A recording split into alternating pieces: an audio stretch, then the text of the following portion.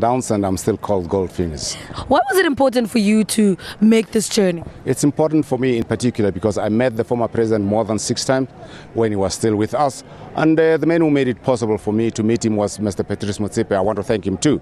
But also, you know, as a black man, as a person who really knew how we lived in the past and how we are living right now, because of him, I felt it very important for me to come and be here with everybody who's here. I can see some of the people, I've got smiles on their faces, but some of the people like myself, we're weeping. You know, it's like for me, well, people say we should celebrate. Yes, we are celebrating, but we cannot take the fact that he's no longer with us and that we will never see him again. That's sad, you know, it makes us feel bad. I feel really very, very sorry about it. What are the lessons that we can take from this man?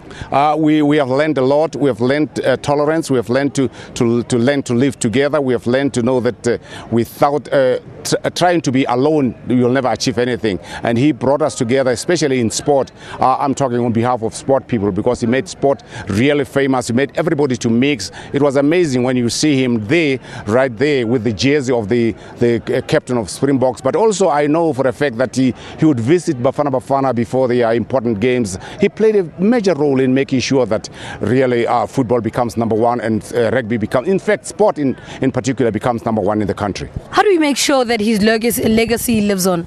Yeah, you need to have the right leaders. The kind of leaders that we're having in football, the kind of leaders that we're having in rugby, in cricket, should take lessons. Those are the people who will really take the lead. Those are the people who will make it possible for us to follow. If you don't have the real leaders, the good kind of leaders, you'll never gonna be able to do what he did for us while he was still with us. Being there and seeing him in that state, did it finally feel like it was final and you're saying your final goodbyes? I'm saying my final goodbyes, but with a very heavy heart, because I know him, I spoke to him, he shook my hands, I've got pictures of him in my room. It really made me feel really bad to see him in that state. What was it about this man, though, that stood out so much, that affected so many people? He was so special. Like I say, I met him about 6 times, but each time you meet him, you feel different. He was I don't know, but for me, he was no ordinary person. Yeah, I met him many times, but each time you talk to him, I would always take a corner and cry while he was still alive.